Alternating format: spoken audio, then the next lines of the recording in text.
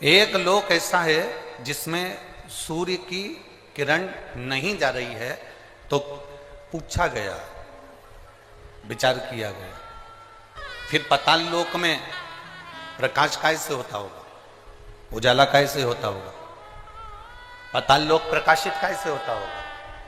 सारे लोकों में सूर्य की किरण जाती है, केवल एक पाताल लोक में सूर्य की किरण नहीं जाती। रसातल में जा रही है, तलातल में जा रही है, सब जगह पर सूर्य की किरण जा रही है। बस एक स्थान पाताल लोक ऐसा है जिस पाताल लोक में सूर्य की किरण नहीं है। पाताल लोक में सूर्य की किरण नहीं पहुंची। तो किसी ने पूछा कि अगर मान लो सूर्य की किरण इस पाताल लोक में नहीं जाती तो यहां प्रकाश कैसे होता,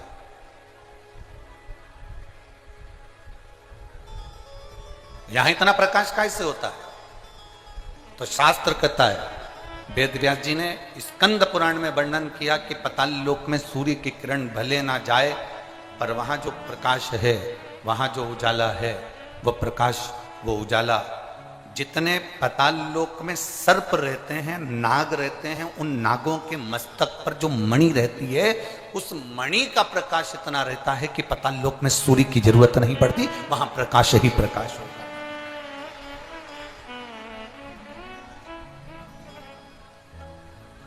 वहां प्रकाश ही प्रकाश होता है। अब आप भी थोड़ा सा स्मरण करिएगा, आप भी अपने ध्यान लगाइएगा कि पाताल लोक में भगवान शंकर के वासुकी नाग जो उनके गले में पड़े हुए हैं, पाताल लोक के अगर कोई स्वामी माने गए हैं तो वो वासुकी नाग को माना गया। पाताल लोक का अगर कोई राजा माना गया है तो वो वासुकी नाग को माना गया। पाताल लोक का अगर स्वामी कहा गया है तो वो वासुकी नाग को कहा गया। और वासुकी नाग कहां पर है? भगवान शंकर के जम के बोलो जरा, शिव जी के गले। अब जब वासुकी नाग भगवान शंकर के गले में है और शास्त्र कह रहा है कि पाताल लोक में सूर्य की किरण नहीं जाती, पर पाताल लोक में इतना प्रकाश रहता है, तो वो प्रकाश कहां से आता है? तो शिव महापुराण की कथा कहती है, वेदव्यास जी स्कंद पुराण के अंदर कहते हैं कि जितने पाताल लोक में सर्प रहते हैं, उस सर्प के मस्तक पर मणि होती है, उस मणि का प्रकाश इतना रहता है कि पूरे पाताल लोक में प्रकाश ही प्रकाश रहता है। उसी तरह भगवान शंकर ने वासुकी नाग से, गले में वासुकी नाग को जब भगवान शिव अपने गले में धारण करते हैं, तो वासुकी नाग से कहते हैं, सुन वासुकी, जो मेरे ऊपर जल चढ़ाने के लिए आएगा, जो शिवलिंग के ऊपर एक लोटा जल चढ़ाने के लिए आएगा, वासुकी नाग सुन, उसकी जिंदगी में कितना भी अंधेरा हो, पर अगर वो मेरे शिवलिंग पर जल चढ़ाए तो उसकी जिंदगी में प्रकाश होना चाहिए, उसके जीवन में प्रकाश होना चाहिए।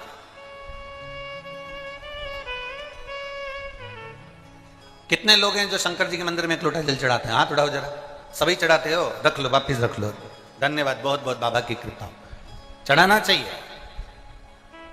प्रतिदिन शंकर के मंदिर तक जाना चाहिए, एक लोटा जल चढ़ाना चाहिए। हम ये नहीं कहेंगे कि बहुत दूर मंदिर हो तो जाओ, आपके घर के पास में जो मंदिर हो, जरूरी नहीं कि आप बहुत दूर जाएंगे तो शंकर जी प्रसन्न होंगे। आपके घर के पास में जो मंदिर हो, आपके घर के नजदीक में जो मंदिर हो, आप तो वहां जाओ। ये शिवलिंग, ये जलाधार और ये धार।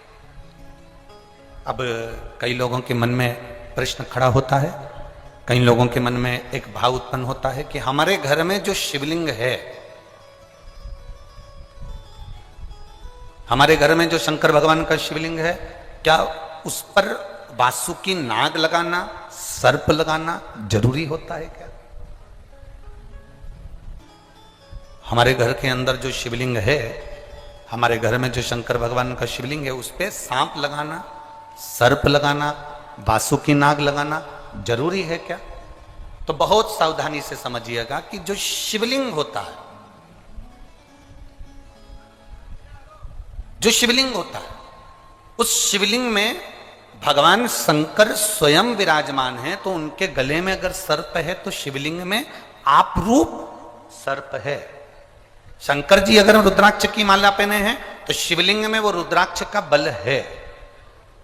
शंकर जी बागंबर पहने हैं, शिवलिंग में वो बागंबर का अंश है।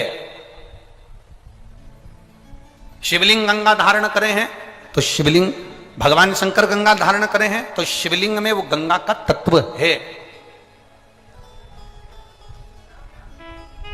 जरूरी नहीं कि तुम्हारे घर में जो शिवलिंग हो उस पे नाग हो। अगर है सर्प कोई बात नहीं, रखे रहने दो। सर्प नहीं है तो कई लोग कहते हैं चांदी का सांप बनवा लेती हूं, पीतल का सांप बनवा लेती हूं। घर में मेरे शिवलिंग है, उस पे सांप नहीं है, मैं सांप रख देती हूं, सर्प रख देती हूं, वासुकी नाग रख देती हूं। अगर है तो रखो।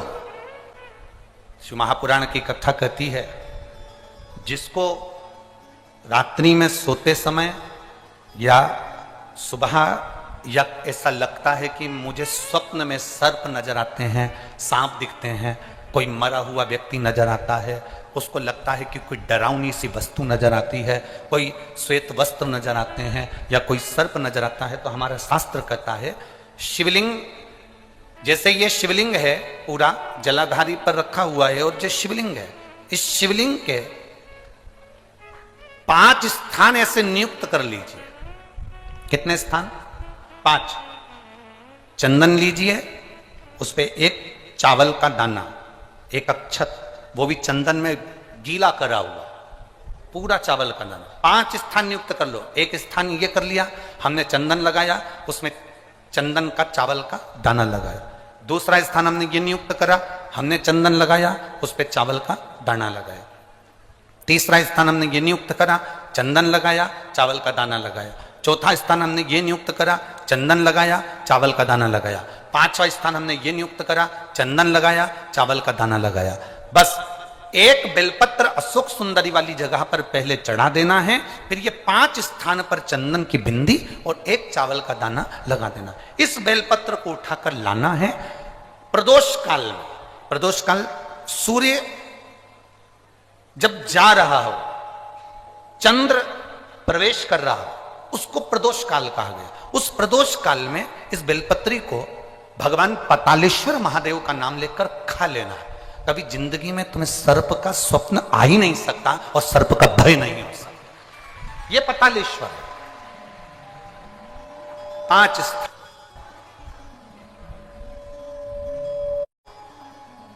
समझ में आया है ना? 5 स्थान यदि हम नियुक्त करते हैं और 5 स्थान नियुक्त कर कर हम चंदन की बिंदी रखकर एक चंदन में भिड़ा हुआ चावल, चंदन में गीला किया हुआ चावल का एक दाना 5 स्थान पर यदि हम लगाकर एक बेलपत्र पहले समर्पित कर कर उसको लगाकर फिर हम उस बेलपत्र का प्रदोष काल के समय पर भगवान पतालेश्वर का स्मरण कर कर उसको पा लेते हैं, तो हमें फिर स्वप्न में सर्प का भय नहीं रहता, हमें स्वप्न में सर्प दिखाई नहीं देता। मुझे विश्वास है आप सूर्य को अर्घ देना प्रारंभ करिए। अपने शरीर से, मस्तिष्क से तांबे का पात्र 8 इंच की दूरी पर रखकर सूर्य नारायण को उस जल में से देखो, जो जल नीचे आप सूर्य को चढ़ा रहे हो, उस जल में से देखते हुए सूर्य को अर्घ देना प्रारंभ करिए। और धीरे धीरे, अगर बीमारी है तो बिल्कुल स्लो एकदम धीरे धीरे उस पानी को छोड़िए। और पानी को छोड़ने के बाद आप बाबा का केवल सूर्य की आराधना, सूर्य को जल देना प्रारंभ कर दीजिए। 15 से 20 दिन कर कर देखो, धीरे धीरे शुगर और बीपी लेवल में आना प्रारंभ हो जाएगी। अर्घ तो दो। सारे देवताओं का प्रसाद रात को रखा जा सकता है। सत्यनारायण भगवान की कथा हुई, उसका प्रसाद 2-3 दिन रख लोगे चल जाएगा। देवी जी का कोई अनुष्ठान हुआ, उसका प्रसाद 2-4 दिन रखोगे चल जाएगा। नारायण भगवान का अनुष्ठान हुआ, उसका प्रसाद 2-4 दिन रखोगे चल जाएगा। राम जी का कोई उत्सव मनाया, प्रसाद 2-4 दिन रखोगे चल जाएगा। भगवान कृष्ण का प्रसाद 2-4-8 दिन तक रखोगे चल जाएगा। पर शंकर भगवान का प्रसाद चाहे पशुपति व्रत का हो, 16 सोमवार व्रत का हो, संकट सोमवार व्रत का हो, चाहे प्रदोष व्रत का हो, सोमवारी व्रत का हो, चाहे अष्टमी सोमवारी व्रत का हो, शिव जी का प्रसाद पूरी रात नहीं रखा था। रात के पहले, मध्य रात्रि आने से पहले उस प्रसाद को पूरा समाप्त करना पड़ता। पुराण कहती है, जलाधारी में से जब पानी गिर रहा हो और भगवान तुम्हारे हाथ में अगर कोई बेलपत्री का पत्ता हो, नहीं हो तो मंदिर की बेलपत्र जो चढ़ी चढ़ाई हो वो भी अगर आपने शिवलिंग पर चढ़ा दी और थोड़ी देर बैठ गए और बूंद बूंद पानी उस पर से गिर रहा है, वो जया विषहरा श्यामली बारी दौतली देव, वो बूंद बूंद पानी उसमें से गिर रहा है, उसको गिरने दो। और थोड़ी देर दर्शन करने के बाद उस बेलपत्र को डॉक्टर जिसको कह दे कि इसकी ब्लॉकेज ज्यादा है, इसका ऑपरेशन करना पड़ेगा, बाईपास करना पड़ेगा, डॉक्टर साहब से कहना मुझे 2 दिन दे दो मात्र, परसों के दिन बाईपास करा लूंगी या 2 दिन आप ट्रीटमेंट करो। जो शिव जी के जलाधारी में से पानी गिरता है, जया विषहरा श्यामली बारी दौतली देव, जो पानी को गिरा रही होती हैं, उसके नीचे रखी हुई बेलपत्र को यदि जिसके हार्ट में प्रॉब्लम हो, जिसके थायराइड की प्रॉब्लम होती है, अगर वो बेलपत्र को अगर उस व्यक्ति को 2 दिन एक चढ़ी हुई बेलपत्र फिर एक चढ़ी हुई बेलपत्र 2 दिन खिला दीजिए और तीसरे दिन फिर जांच कराइए, डॉक्टर आपको बोलेगा कि अभी ऑपरेशन की जरूरत नहीं है, दवाइयों से आराम लग जाए। डॉक्टर को जरूर दिखाओ, डॉक्टर का इलाज करवाओ, क्योंकि हमारे यहाँ शिव महापुराण में डॉक्टर को शिव का एक रूप कहा गया है। लक्ष्मी प्राप्ति के लिए सभी के बारे में ये बताया गया, क्यों नहीं तोड़ते, ये उपाय करें। अगर ये वीडियो अच्छी लगी है तो लाइक शेयर करना बिल्कुल ना भूलें। हर हर महादेव। भाई किसी ने कहा रविवार को तुलसी नहीं तोड़ते, तो क्यों नहीं तोड़ते? कोई ने कहा रविवार को पीपल की पेड़ की परिक्रमा नहीं करते, क्यों नहीं करते? उसका कारण भी तो मालूम होना चाहिए।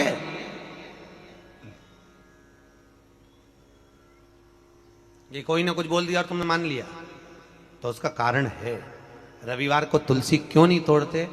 फिर वही बात आ गई, ये मेना धन्या कला वाली बात को याद करो। भगवान राम जनकपुरी में पहुंचे, विश्वामित्र जी ने धनुष टूटने के बाद राम से कहा, राम आज जाओ तुलसी लेने के लिए जाओ, तुलसी लेके आओ, फूल लेकर आओ, पुष्प वाटिका में से कुछ लेकर आइए। पीछे पलट कर देखा तो सीता जी खड़ी थी, विश्वामित्र जी शालिग्राम जी की पूजन कर रहे। शालिग्राम शालिग्राम जी की पूजन कर रहे थे। विश्वामित्र जी ने पीछे पलट कर देखा, सीता जी खड़ी, तो कहा राम एक काम करो, ये पुष्पवाटिका सीता की है, उनके पिताजी की है, सीता को भेज दो, वो फूल लेकर आएगी, वो तुलसी लेकर आएगी। जानकी जी गई, पुष्प उतारे, तुलसी उतारने लगी। तुलसी उतारते समय जानकी जी की हवा इतनी तेज चली कि सीता जी का पल्लू उड़ गया, और जैसे ही पल्लू उड़ा वो तुलसी के पौधे पर गिरा। गिरते ही सीता आगे बढ़ी और तुलसी के कुछ दल जमीन पर गिरे, तुलसी के पत्ते जमीन। अब तुलसी के पत्ते जब जमीन पर गिरे, सीता जी तुलसी के दल लेकर फूल लेकर विश्वामित्र जी के पास में आई, राम जी को दिया, राम जी ने विश्वामित्र जी को दिया। विश्वामित्र जी ने तुलसी के दल लेकर भगवान शालिग्राम को चढ़ाने लगे। इतनी देर में तुलसी के दल गीले हो गए, महाराज गीले। शालिग्राम जी ने हाथ में तुलसी के पत्तों को लेकर पूछा, ए तुलसा मां, ये बताओ कि तुम रो क्यों रही हो? तुलसा कहती है, शालिग्राम जी को देखकर, शालिग्राम भगवान के ऊपर मुझे मत चढ़ाना। विश्वामित्र जी, जानकी जी तुलसा लेकर आ रही थी, हम एक साथ पली, एक साथ बड़ी हुई, एक साथ एक पौधे में लगी हुई थी, पर सीता के पल्लू से हमारी कुछ बहनें, कुछ दल जमीन पर गिर गए, इसलिए हमें रुदन आ रहा है। वो भी तो शालिग्राम जी के लिए तरस रहे थे। विश्वामित्र जी ने कहा, जानकी, तुम्हारे साड़ी के पल्लू से तुलसी के दल आज नीचे गिरे हैं, इसलिए आज मैं तुलसी शालिग्राम को समर्पित नहीं करूंगा। वो दिन था रविवार का, इसलिए रविवार के दिन तुलसा नहीं तोड़ी जाती है, वो दिन रविवार का। फिर कहा, रविवार को पीपल के पेड़ की परिक्रमा नहीं लगाना चाहिए। नहीं लगाना चाहिए, क्यों नहीं लगाना चाहिए? उसका व्याख्यान विष्णु पुराण में लिखा है। माता लक्ष्मी जी की बड़ी बहन, क्या नाम था उनका? लक्ष्मी जी की बहन का नाम क्या था? अच्छा जान दो, लक्ष्मी जी की माता जी का नाम बता दो तुम। लक्ष्मी जी की मां का नाम क्या था? ख्याति देवी। क्या नाम था? जम के बोलो जरा। ख्याति देवी। लक्ष्मी जी के 2 भाई थे, दाता और विदाता। लक्ष्मी जी की एक बड़ी बहन थी ज्येष्ठा देवी, जिसको लोग दरिद्रता कहते हैं, क्या नाम है वो दरिद्रता जो थी वो ज्येष्ठा भगवान विष्णु को बहुत ज्यादा चाहती थी, बहुत प्रेम करती थी भगवान नारायण से, बहुत प्रेम। नारायण मेरे हो जाएं, मैं नारायण की हो जाऊं, नारायण मेरे हो, मैं नारायण की हूं। पर भगवान विष्णु ज्येष्ठा को नहीं चाहते थे, दरिद्रता को नहीं चाहते थे। भगवान विष्णु किसको चाहते थे? अरे बोलो जम के, लक्ष्मी। बोलो हर हर, आवाज नहीं आई, जरा दम के बोलो हर हर। भगवान विष्णु किसको चाहते हैं? लक्ष्मी को। और दरिद्रता किसको चाहती है? भगवान विष्णु। महाराज भगवान नारायण ने कहा लक्ष्मी तुम और हमारा विवाह हो जाए। लक्ष्मी जी कहती हैं नाथ विवाह तो हो जाएगा, पर बात इतनी सी है, घर में बड़ी बहन अगर कुंवारी बैठी है तो छोटी की शादी कैसे हो सकती है? होती है क्या? अरे बोलो तो नहीं। बड़ी बहन है तो पहले बड़ी की हो जाए फिर छोटी की हो जाए। मैं शादी नहीं कर सकती जब तक मेरी बड़ी बहन की नहीं। भगवान नारायण ने उसी समय पर दरिद्रता का विवाह करने के लिए एक दुस्साह मुनि को बुलाया। उनका नाम था दुस्साह मुनि। दुस्साह मुनि को बुलाकर कहा आप विवाह कर लीजिए। दुस्साह जी ने कहा मैंने नियम लिया है, मैं शादी नहीं करूंगा, कुंवारा रहूंगा जीवन भर, तब करूंगा, साधना करूंगा, भक्ति में डूबूंगा। भगवान बोले अरे शादी नहीं करेगा तो नरक भोगेगा, रहने दे, विवाह कर। सबसे बड़ा आश्रम गृहस्थ आश्रम, सबसे बड़ा आश्रम है गृहस्थ आश्रम। संत बनना सरल है, साधु बनना सरल है, तपस्वी बनना सरल है, जोगी बनना सरल है, साधक बनना सरल है, संन्यास लेना सरल है, पर सबसे ज्यादा कठिन है गृहस्थ आश्रम। विवाह कर भी लिया, शादी हो गई। अब दरिद्रता और दुस्साह मुनि की शादी हुई। शादी होकर मुनि अपनी धर्म पत्नी को लेकर अपने घर चले। जैसे ही आश्रम में पहुंचे तो आश्रम में तो बहुत सारे संत मिलकर आहुतियां दे रहे थे। ओम ब्रह्मवे स्वाहा, ओम विष्णुवे स्वाहा, ओम इंद्राय स्वाहा, ओम प्रजापते स्वाहा। जैसी आहुतियों की आवाज आई इतने में तो दरिद्रता भागी।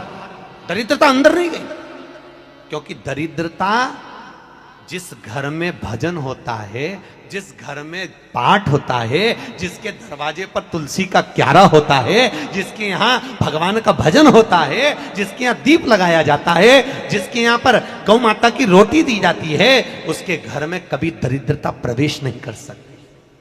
शंकर भगवान को सूर्य अस्त के बाद जल नहीं चढ़ाया जाता मंदिर के अंदर।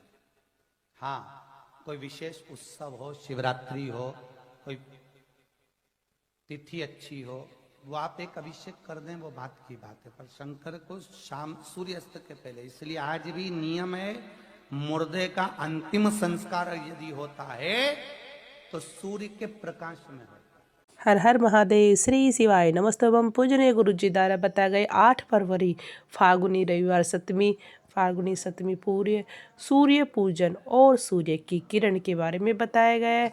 और जल का 3 बार आसमन, बच्चों की बुद्धि की विवेक के बारे में बताया गया है। और विशेष सूर्य किरण, रोग दोष, लक्ष्मी प्राप्ति व शिव का प्रसाद के बारे में, सभी के बारे में उपाय बताए गए हैं। तो आप अवश्य यह वीडियो देखें। और ये वीडियो अच्छी लगी है तो लाइक शेयर करना बिल्कुल ना भूलें। हर हर महादेव।